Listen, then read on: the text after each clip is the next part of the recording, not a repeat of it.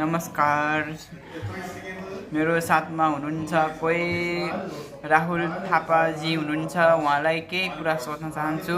नमस्कार सर। नमस्कार। सञ्जय हुनुहुन्छ? सञ्जय छु सर म। अनि तपाईँको घर कहाँ पर्नुभयो सर? मेरो घर चाहिँ सुर्खेत जिल्ला हो। हजुर हजुर।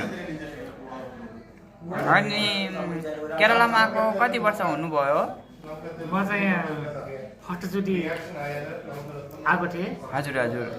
त्यसपछि म्याक्सिमम 1 वर्ष गरेर म मुम्बई गएको थिएँ। हजुर हजुर।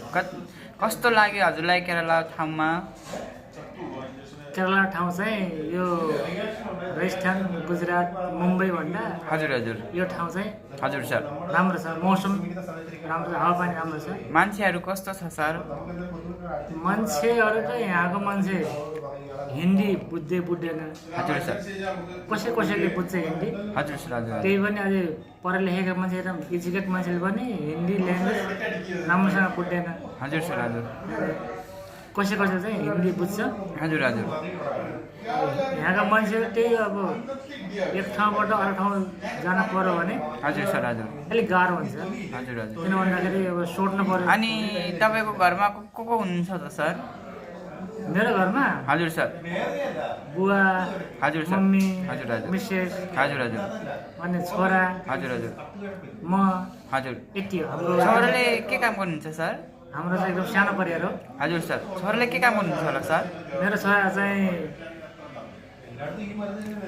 ऊ स्टुडेन्ट हो, विद्यार्थी हो। हजुर सर। हजुर। स्टुडेन्ट। हजुर हजुर। अनि स्कुलमा आमा बाबाले कति वर्ष हुनुभयो होला? आमा बाबा सर कम्प्युटर कोर्स, कम्प्युटर अध्ययन गर्दैछ। हजुर सर। हजुर हजुर। अनि आमा बाबा कति वर्ष हुनुभयो होला सर? मेरो बुवा मम्मी चाहिँ धेरै उमेर होइन, हजुर सर। करिब 50-55। हजुर हजुर। अनि तपाईँको बिहा कति वर्ष भयो सर भएको? मेरो बिहे लगभग भयो 17-18 वर्ष जति भयो। हजुर सर। हजुर। अनि घर कहिले जानुहुन्छ त सर? म चाहिँ परदेशमा आएको अहिले म्याक्सिमम 2 वर्ष जति भइसक्यो। हजुर सर। हजुर हजुर। अब आउने दीपावली, हजुर सर।